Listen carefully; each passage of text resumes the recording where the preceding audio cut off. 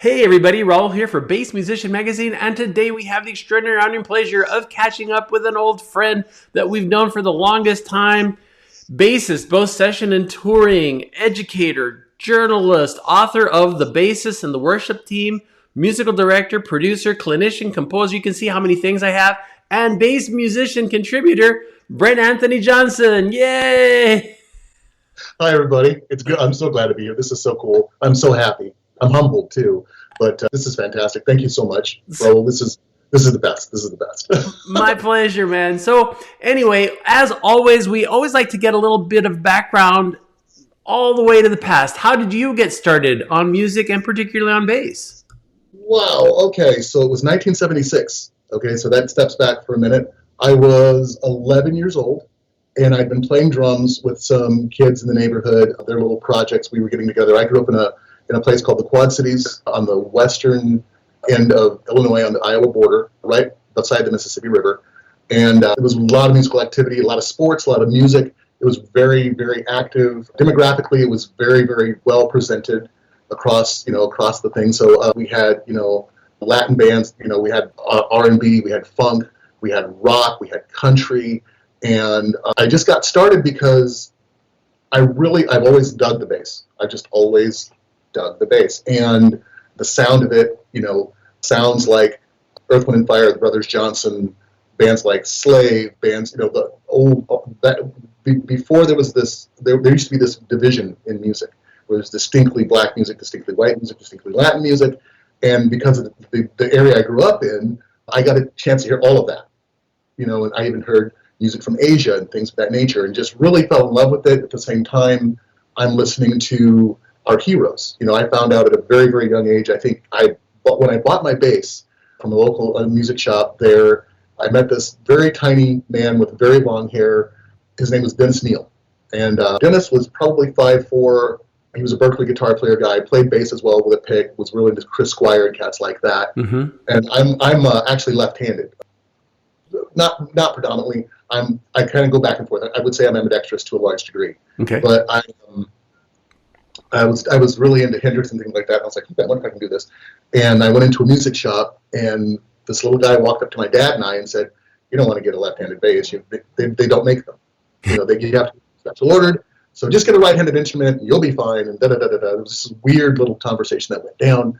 And I went back to him later after we purchased an instrument for lessons. I brand new on the instrument. He's trying to show me roundabout and these songs. And I'm like, Yeah. But it was fascinating. It was fun. He was so small that when he played his 335, it looked like an acoustic. Wow! But he was really, really fun to relate to, and he wasn't intimidating in any way, shape, or form. He's originally from South Carolina, so had this really kind of cool Southern accent. Mm-hmm. He was talking to me, and hey, man, it's all good. He introduced me to like Allman Brothers and just music. Back in the day, then it was like, what do you want to play? What are you listening to? So I ended up exchanging music with him, and he was giving me albums. I was taking literally albums to my lessons and showing him things I wanted to learn. And then he moved on, and I ended up getting with another couple of players. That same year, I was 11, and I'm walking through the hall. It was junior high, considering I was right around the junior high or so. I'm walking down the hallway, and the band instructor's name was Ray Warner. I'll never forget it. I'm walking down the hall, minding my own business, and when you're in that situation, if a teacher calls you, it's like, ooh, And I stopped and I turned, and he said, "Come here for a sec." I went into his music room, and he pulled out this. It looked like maybe a half-size instrument, and he said, "Can you play? I hear you play bass." And I said, "Yeah, I have a bass guitar. I've been pounding on it and trying to learn things." And he says, "Can you play this?" And I don't know. I'd never really played one seriously. So I approached the instrument and played, and he said, "Okay, you're my bass player." Nice. I don't even know what that means. So we went through that process. He said, "Do you want to take this home and try to learn how to play it?" I said, "Sure." So that's kind of how things got started there. And of course, at that time, my blue-collar parents weren't terribly, terribly supportive. So I ended up doing a lot of sneaking around, leaving things here and there. Would leave the bass at school, but I would try to get there early and play it. And I really fell in love with it, and it just kept going on from there. really that's what happened. So I kind of fell into it. I had really been into martial arts before then, and I just kind of liked the discipline of practice, Mm-hmm. you know. And so having something to practice, I think, without other people, because I was also kind of a shy kid, or I wouldn't say withdrawn, but certainly was more interested in my own activities than, hanging out with a group of people. Yeah. So this allowed me even more of that solitude. So that's what I ended up doing, and applying my practice sort of regimen to this new thing, and finding things out. It just grew and grew and grew and grew and grew and grew. And there were bands, like I said, there were bands in my neighborhood, and the older guys. And it was kind of a way for me to hang out with some of the older dudes and kind of show this or that. I remember by a certain age that there were songs that you had to learn how to play. Mm. I mean, in the neighborhood, playing as a musician. So again, junior high, I learned Sir Duke, the tunes like Sir Duke, and I was the kid who could play Sir Duke, and they, oh, okay, well, So by the time I was 14, 15 years old, I was playing in school and also playing out on the street with cover bands. Yeah. And I remember being scared to death when it came to learning a certain song, and I'm trying to remember the name of the song, because the bands I was in at the time were playing like Toto's "Hold the Line," pretty rudimentary stuff, but it had to groove. Yeah. So I became very conscious of being able to groove a line, and then I began playing in a rock band with some other friends of mine, and learning about that sort of thing. So we were playing like Def Leppard, tunes like "Wasted," that little intro line. I was doing that on bass as well. Mm-hmm. It's like, oh, I can. Okay, cool. And it was all very, very positive. And then, of course, around school, guys and girls, girls started to realize, hey, that guy plays in a band. That guy plays music. That guy. So out on the band shell in town here and there, I'm there playing with some of the older guys, and they're there with their mom or dad or whatever it is, and they're, oh, that, so I became someone who was identified by that thing. I guess the coolest thing that happened in the midst of all that, though, there were just myriad cool things that just told me that I was supposed to do this in some way. When I was 15 years old, I was taking lessons from a gentleman at a local music store in town there, and we had a great lesson. I think I picked up one of my pawn shop jazz bass things. I used to go to pawn shops and raid them, and just I picked up early instruments like SD Curleys, and there was the Ibanez that was like the Eagle or whatever that was. It looked like a jazz bass sort of thing. I've always been attracted to that. But I was picking up things here and there, and I had a couple friends that we would swap instruments out, and I don't like this one. I remember at one point having a Guild 302. Wow. Things I wish I'd kept. And so at 15, I went in for a lesson with this gentleman, and we finished our lesson, and he informed me that he was moving back to, I remember distinctly, Baltimore. His wife was a nurse and had been there in the Quad Cities. They finally got a way for her to transfer back to where they were from, and they were leaving. And he said, would you mind taking over the student roster here at the store? And I was really me. He goes, yeah, you're my best student. You know how to do certain things that other students don't know how to do, and you seem like a nice enough kid. You want to do that? And I said, sure. And my dad came and picked me up from that lesson because I wasn't quite driving yet. I had my permit, but I wasn't driving yet. And he pulls up, and as again I said, my family at first were not terribly thrilled about this sort of thing. And I said, hey, the teacher wants to talk to you. And he says, what did you do? And I didn't do anything. So I remember sitting in the car, looking through the plate glass window of the music store, and the teacher talking to my dad, and you can't hear anything, of course, so you got this. And I remember my dad doing this. And so he gets back into the car, and he's like, well, I guess he wants you to take over teaching his students. And at that time, it was 1979. Mm-hmm. At that time, lessons were $5 a half hour. So if you haven't, you can do the math there. That's $10 an hour. Yeah. If I'm not mistaken, minimum wage was under $3. to work at your local fast food restaurant, what have you. And I had friends that were doing that, and I was doing other stuff to just try to, be a kid and have a job. Yeah. I was working at a grocery store or something of that nature. And so through a series of events, I was able to, especially on Saturdays, weekends, as long as I kept my homework and as long as I did my things, I could teach for this $10 an hour. Mm-hmm. And I think my mom was making $10 an hour at the time, as far as that goes. I wasn't working 40 hours a week, granted, but that was still really good money. And I was able to do that for a number of years. And by the time I think I graduated from high school, I was just known as a bass teacher. I played in bands around town. I drifted into recording some music at a home studio at that time with some friends. So there was a couple of records out that I played on. And so by the time I went off to college in 1983, there it was. That's what I was doing, as long as I could get that kind of work. And I always maintained another job. My parents were very strict. They would say, you got to work, you should get out there and work. All the kids work. So I go work. And I always taught, in addition to that, there was one situation in my life where I was teaching at a grocery store that was across a parking lot from another music store in my hometown. And on my lunch break, I would go over and teach a lesson.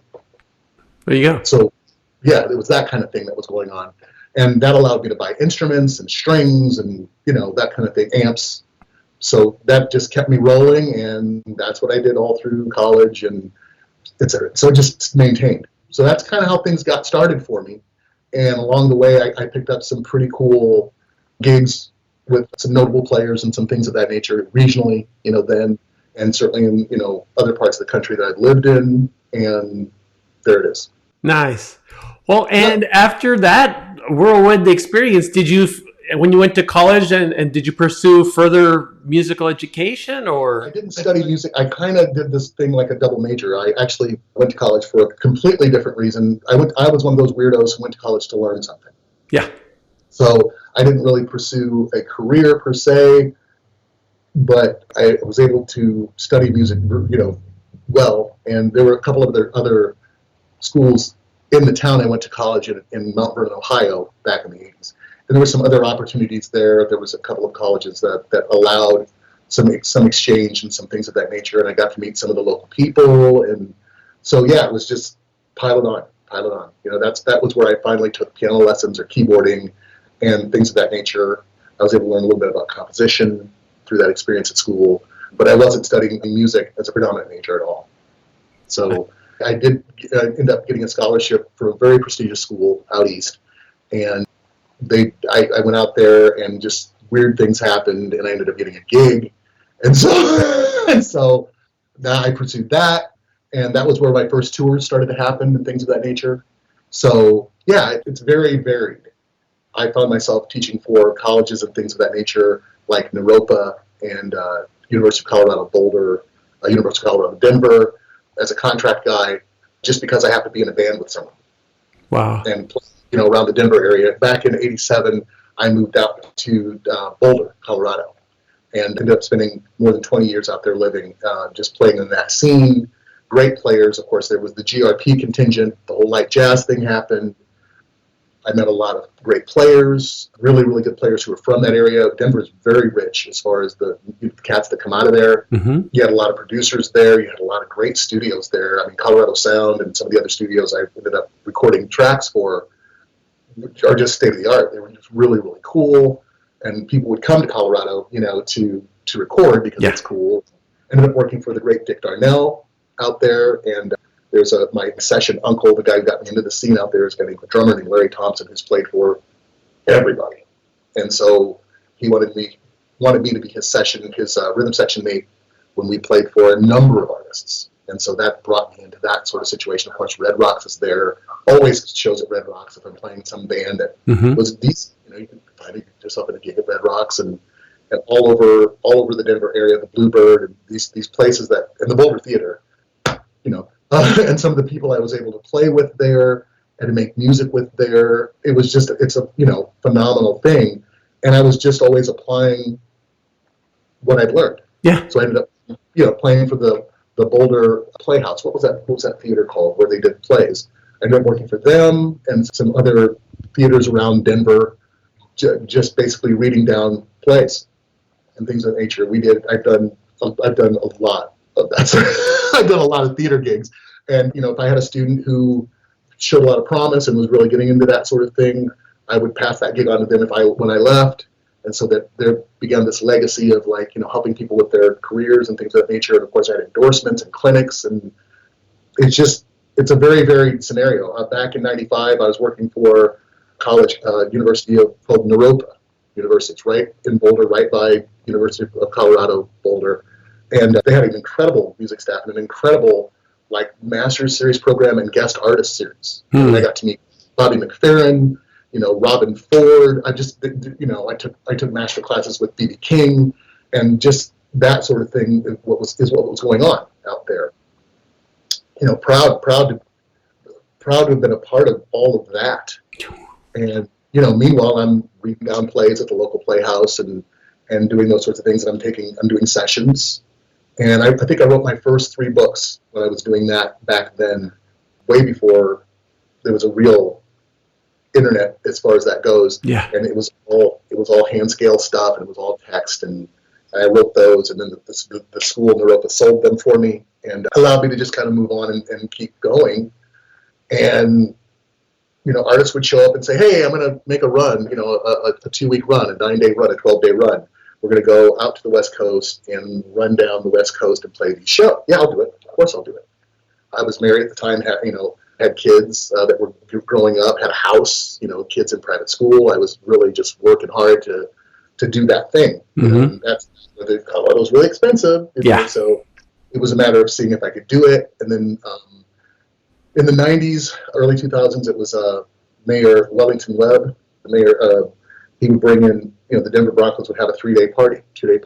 And I was in 3 or 4 bands at the time. And so I'd spend 2 days out there playing, and I got recognized as, "Weren't you here yesterday with somebody else?" I'm just here for the food, man. There you go.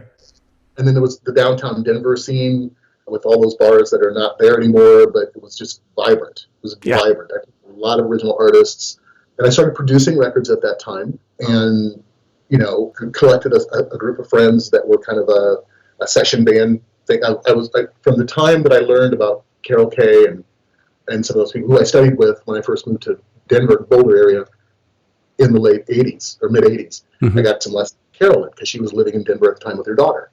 And I met some other great players who introduced me around, and I always wanted to be a session guy. I mean, reading about, Tony Tedesco and some of those cats in Guitar Player magazine and learning what they've done, I was fascinated by that. I never really, honestly, I can't say cared. I enjoyed performing live. I've always performed, loved performing. But for me, it was all about getting into the studio and making records and posterity. And I, got introduced to that relatively early. So I was always about that. Mm. I was always about getting to the studio and cutting something and listening to myself later. I can fix that.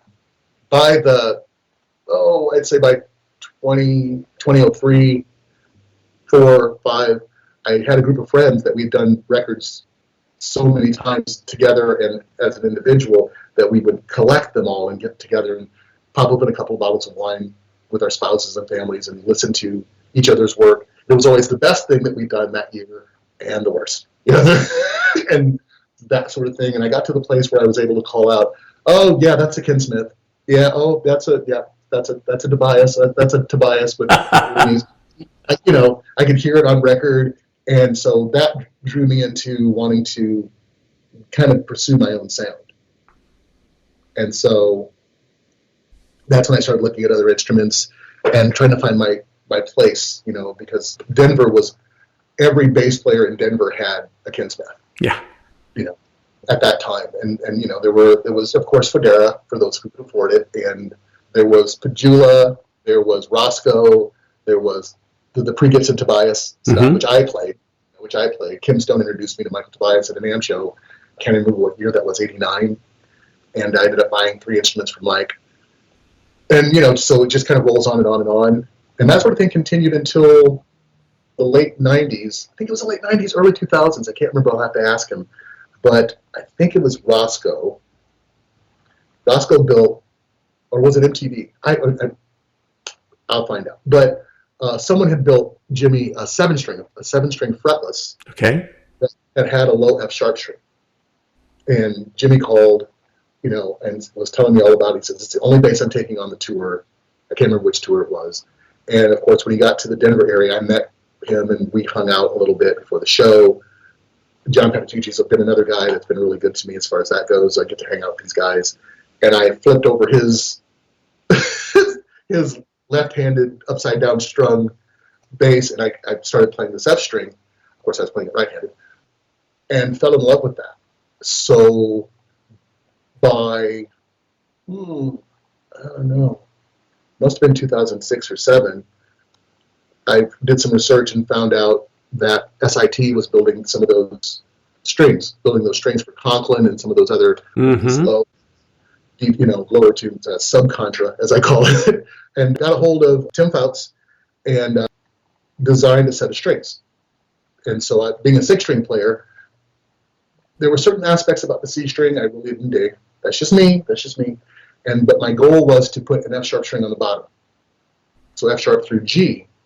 And so by the end of the first decade of the 2s, I got that together. I think what was happening is I was at a music store. I'd been playing 6 exclusively and even teaching my students with 6. And I had all these students buying 6-string basses, whatever. But I was playing a 4-string in a music shop, and I had refingered some standard heads that I was playing through. And I got this 4-string bass where I learned this stuff originally, and it was like, uh-oh. And I was displaced because I didn't have a C string. And that did something to me. It wasn't a positive thing. So I started telling myself things like, oh, I don't even like it when you pop the C string. It's kind of light and kind of, I like the G string better. So I got this idea of putting an F sharp string on the bottom. And that's what I did. And after a couple test sets, I started then and have since restrung all of my 6 strings with a low F sharp string. Boy, before I left Colorado, I got with Mark Vinciguerra, who's a great luthier out in Florida, really cool guy. He had studied with Curbo, but he made Curbo basses. And he'd done some work with Mark.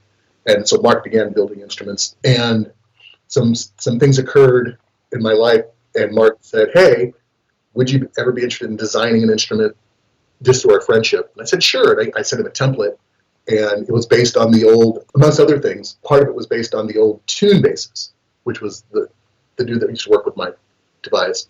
Because I really loved that way the bass part of the instrument was extended out on the neck, give it more stability, that sort of thing. So the horn was shorter, but the body was out further. And so I ended up developing what became the BAJ signature instrument with Mark Vinciguerra. He built the first one 2009 or 10, I think. Wow. It was my fretless that I still use. And since then, he's built me a really beautiful fretted and things of that nature. So I have a signature instrument, a BAJ signature, and he sells them. People dig them.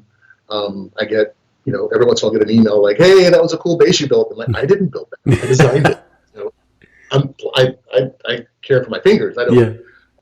But he's a great builder as far as that goes. So SIT, Mark Vinciguerra basses. I became really good friends in 99, 2000, about 97 or so. I reestablished a relationship with Rob Green from Status Graphite. And he ended up sending me 3 instruments because he likes me. And I ended up selling a 5-string that he sent. I ended up selling to one of my students, and he was able to give me 2 instruments, and that was real. That was kind. Yeah. Super kind. But every record I've done with those instruments, I sent him a copy of it, that kind of thing, and he's like, okay, that's good. Rob is one of these amazing cats who, we kind of try to stay in touch. And then at that time I was using Ashdown amps, and they were meeting at least once a month to go to lunch together because they were right down the street from each other. So I went through that, went through Aguilar, and at some point after I relocated, Mark Wright from AccuGroup ended up kind of hooking me up with AccuGroup. And so that was kind of nice. And those are the 3 people who've made the best difference in my life as far as just being generous and being sweet and being nice and kind of, I can send them. Back in the day, of course, it was, you pack it all up in a nice envelope and say, here's 3 or 4 records I've done this year with artists. I hope you dig it, and they've always been very, very positive. I mean, seriously. So yeah, there's just a few builders, a few accessory guys like Levy's, I got with levies very, very early, and they've been very, very good. Everything kind of like fizzled during the pandemic because, as it were. Yeah. And so I've been able to reestablish my relationships with everyone. So that's the stuff I play. My amps are, my little project amps are old. I've got a few friends who are collectors and dealers, and things fly through. Very much like instrument builders, especially now that China's kind of flared up here in the last 5 years or so. I had some Chinese guys sending me instruments saying, "Hey, review these for us." And of course, then it's impossible to send them back, because it's just, Oh yeah. But I remember, of course, back in the day in the '90s when Ibanez was doing that. Yeah. And Yamaha was doing, So throughout the years, there's instruments that kind of cycle through, and there's instruments that you lose.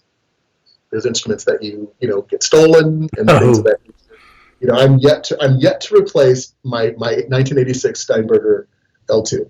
Ooh. I'm yet to replace it. I will eventually. When there'll probably be none left by the time I get around to it. But I'd still love to replace that. I had a bass called an Acacia, and that's a cool story. But I ended up having to sell my Acacia back in 2006 or 7 because of something I needed. I had to part with it.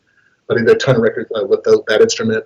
But my mainstays right now are the Vinciguerras, the Status Graphite. I have an old Tune 6-string from back in the day, and a few Fenders and some other things. And then, of course, there's my upright Hattie Bell, who I've had for quite some time. Yeah, I think that's about the size of everything of that nature. A lot of that stuff's on my site, who I dig and, who I use and who've been good to me and that sort of thing. That's been fun. I like that. I like that association. Nice. Well, and I want to make sure we don't miss, it's amazing how you started at such a young age, almost accidentally as an educator, because your teacher wanted you to be the teacher when he was going. But you were one of the early adapters to online education as well. And so going through, whether it was, Jam Play, whether it's your own, and the funny thing is that we've watched the industry be resistant a little bit to like, oh, the internet, that's not going to work. But then having to go, well, no, look, this is a thing, whether you like it or not, you're going to have to embrace it. So how did you get going with the computer side and the, online remote education kind of thing? Wow, that's a really good question. For starters, that's a good one. That's a really good one. I think it was partially selfish and partially a revelation when I began to see other people posting lessons online. The thing that occurred to me, having a live student roster at the time, and then of course 10 years ago or so, as far as in my own experience, stores began to really hike up rental fees, so it became really difficult to make a living teaching. You could have a full roster and give a pretty high percentage to the place you were, where you were.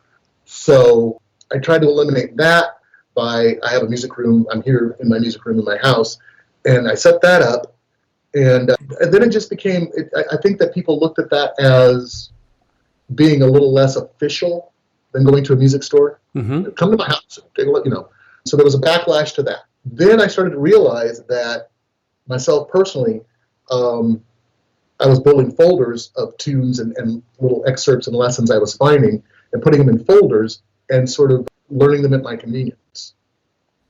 Because I was able to do that, as opposed to being on the spot. I'm setting up an appointment with this person to make a lesson. And of course, as we become busier in society, you often get cancellations with students. That there would be entire days where I might teach 1 or 2 lessons of the 6 I was planning to teach, because this person's busy, this person's wife had a baby, this person's out of town, and especially summer was very, very difficult. And so I began to do that a little bit and just mail lessons to, here's your lesson this week, and I to students. And I think a couple of those kind of squeaked out. Then after I wrote The Bassist, and some friends of mine who were in Colorado, where Jam Play was based, called me and said, "Hey, we would love for you to be a part of this, come out and teach some lessons." And I said, "Sure, okay." So I went out for 3 days. I think I filmed 27 lessons, and then they released 5 or 6 of them on YouTube. So I was supposed to go out and do it again, but that's when they began to do more of the celebrity thing. Mm. These, bass player celebrity guys out who, it wasn't about their playing as much as it was about their celebrity. I'll put it that way. And so here I am teaching these geeky lessons. Hey, you're a bass geek. I'm a bass geek. Here's some modes. Here's some, this guy is like, I've got this distortion pedal, and and people were buying that. Yeah. So they didn't call me back, and I was bothered by that. It's just like, we're supposed to be teaching people stuff, but I've experienced the cult of personality and celebrity in a lot of places. In a lot of places I've endorsed. There was a particular amp company who cut me loose. I was supposed to go to an AM show and present, but they had these two well-known bassists that were going to get together and kind of display this new, I think it was an amp with a bunch of graffiti on it. Okay. And there were two well-known players who were at NAMM, going to go eat, and they were going to do this thing together. So they were like, yeah, we don't really need you to stand up there and diddle around on jazz heads or, play stuff. We're going to get these two. And, that was like November before NAMM. I'd already been planning all summer, had a presentation I was going to do, and nope, got cut off. So it was like, well, I guess I'm nobody. Okay, so there were all these things sort of lining up in life as it goes. Things line up that should tell you one thing or another. Should say, this is how I get to respond to this in the most positive way I can, because I'm all about positivity.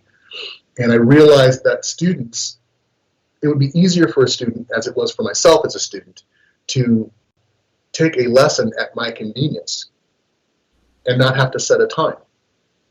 Because my life began to get busier too. My kids were growing up. Both my kids were swimmers, so we traveled around the swim team, and so my weekends were shot a lot, and things like that. So instead of going through the makeup phase, I was just sending lessons, little clips to people, and just realized, this might be easier to take a lesson at your own convenience. And so that's what this new site is about. It's a subscription site, and you can just go. There's a menu for all the lessons that are available at the moment. If you see one you like, weirdly, it's sort of like Bass Player Redbox. Okay. You can rent a lesson for 3 days, and it's $15, and you have it. You don't get to keep it, but you have it. Yeah. And then in 3 days, it goes back, and it's like a rental thing. Just like you come in, you pay a teacher, you get a lesson, and you leave. So that was sort of my thought there. But my thought also is because now we live in the world became very much larger with the advent of the internet. Mm-hmm. When I get emails from, people from Europe and things of that nature, people had come across things I'd done or whatever. And I wanted to be able to accommodate that sort of thing, but not get up at 3 o'clock in the morning, Yeah. Or what have you, as a way of example. So that was really the sort of the impetus for that, and the idea was about convenience. It's always been about convenience, I guess. Nice. So, well, and that website, so that people know where to look, because I'm sure they've gotten interested. What is that website? It's BAJBASS. It's badgebass.com. No caps, all one word. And there it is. You can open it up. You can go to the videos. I have a store where I'm selling a couple of my books, including The Worship Team and The Bassist. Okay. Got a couple of PDF lessons that you can download, so you can hear, you can really read what I'm talking about, lessons I've written. And then there's the videos themselves. And the videos, along with being very, very busy, and along with in today's society being so weird, I decided to make 15-minute lessons, as opposed to, your 30-minute lesson. When people come to the house. I have very few live students anymore, but I also found that when you come to the house, we're talking about everything. Yeah. And so it could be an hour, whatever. I only charge for the amount of the lesson itself, but you get into some things. And so I decided to keep those lessons to 15 minutes because that's about as long as people can pay attention. And even then, I find myself the way I teach, it's kind of broad. We do have a subject, and we do cover the subject, but we're all human beings, and the reason we're doing this is all very, very personal. And I realize that these lessons are, that people with access to these lessons may be, well-known players in their region who learn this stuff. I can't tell you how many times I've gotten called from whatever region I was living in at the time. These players are like, yeah, I play every week in this band, and we're very popular. I never learned this stuff, man. I never learned this stuff. One of the things I teach my students to do is warm up to a jazz head slowly. You can go through scales, and you can go through your fundamentals, and you can play your permutations and that sort of thing. That's really good. But once your hands get sort of warmed up, play a tune. Just play it slowly. Yeah. That's one of the things I teach. So in one instance, I had a student at one of the local junior colleges going through a jazz head and just practicing warming up, like lower than ballad tempo.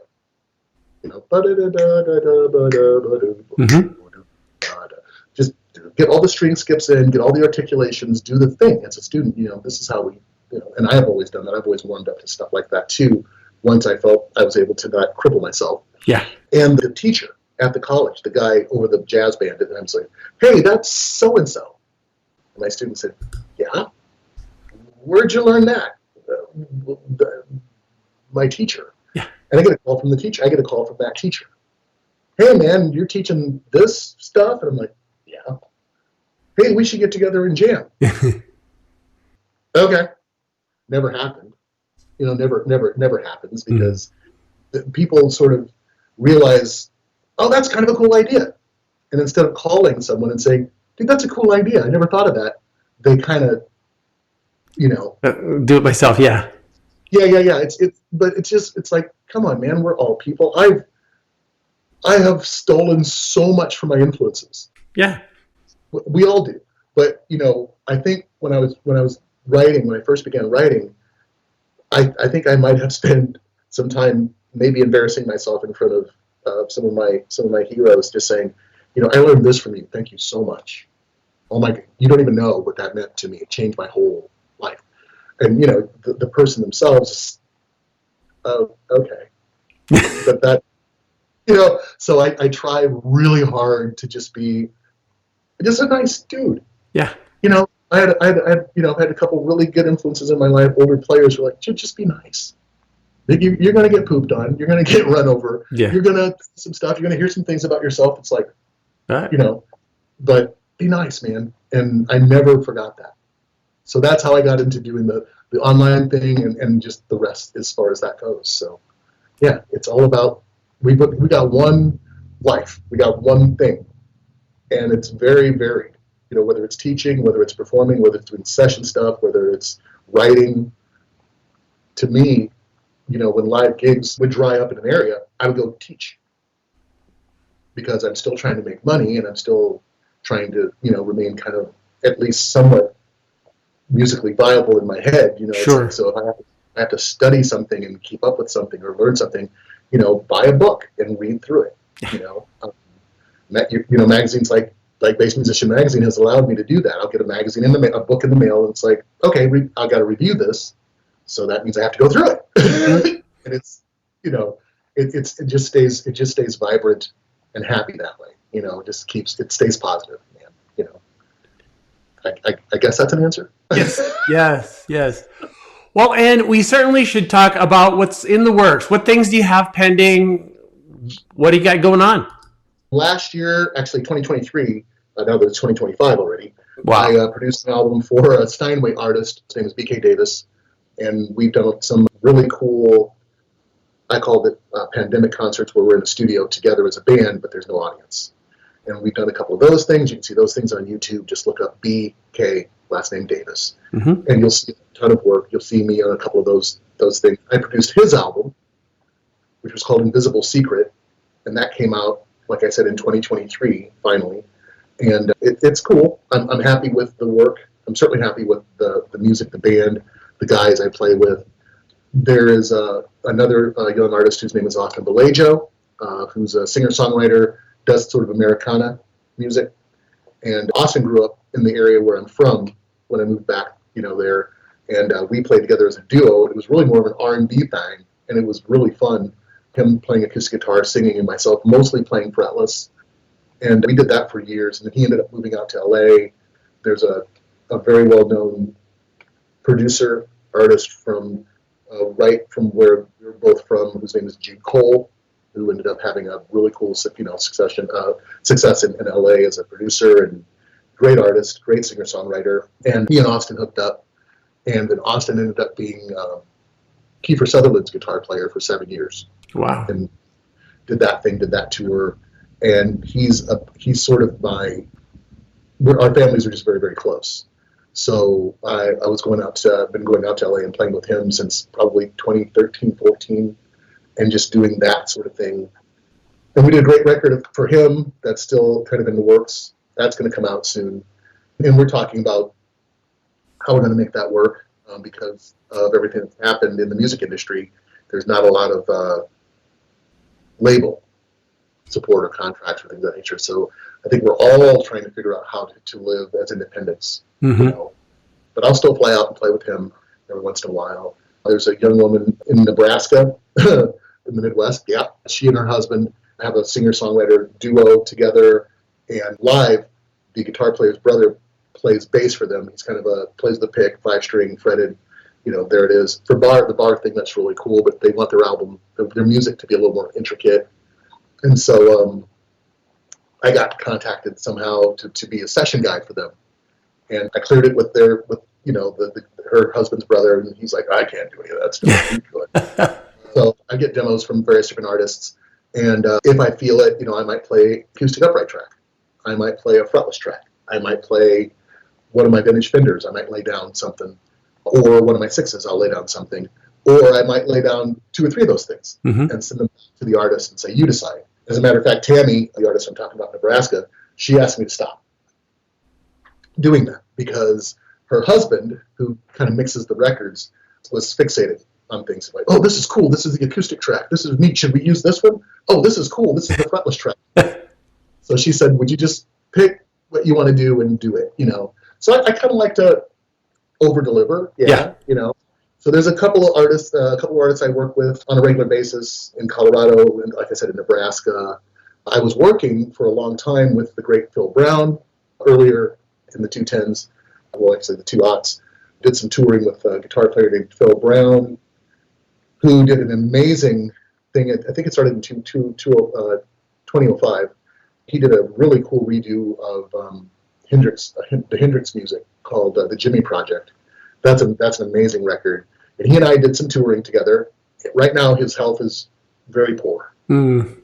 Just starting to talk about getting together again and working. So, a lot of it is just whoever calls. Yeah.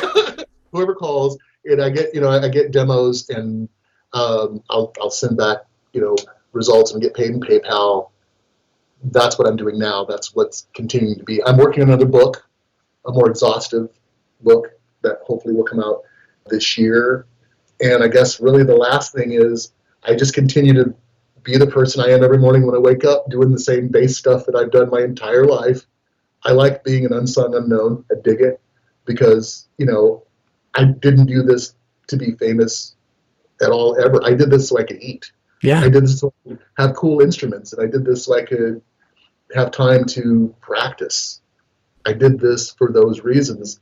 So I'm thinking about, I guess, as it pertains to me, I'm thinking about relocating to either the Gulf or to the Atlantic coast, Southern Atlantic coast.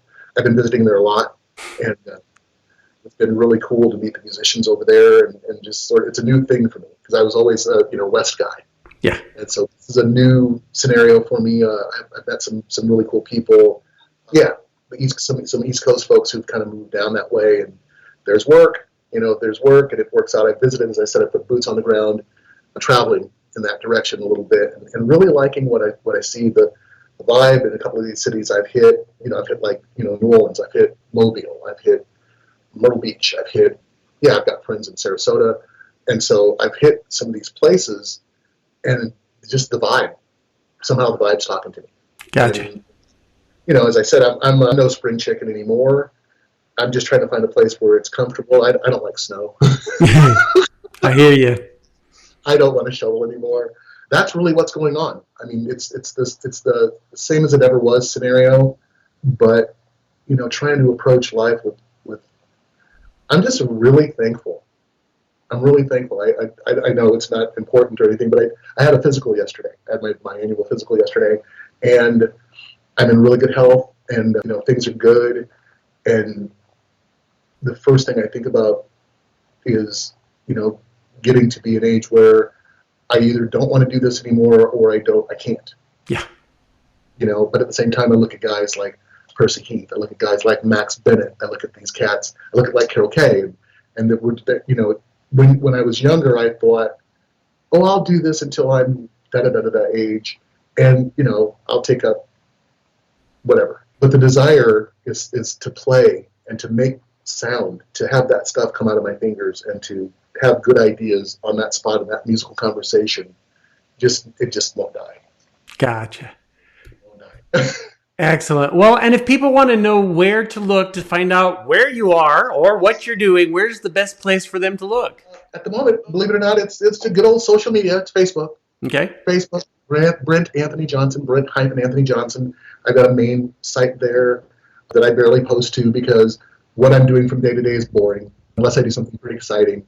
That's really the main spot. And then I hope to expand this site, this teaching site, so I can maybe add more of that, because I have had people ask me, more about what I'm up to. A lot of those conversations, I never even considered that people would care.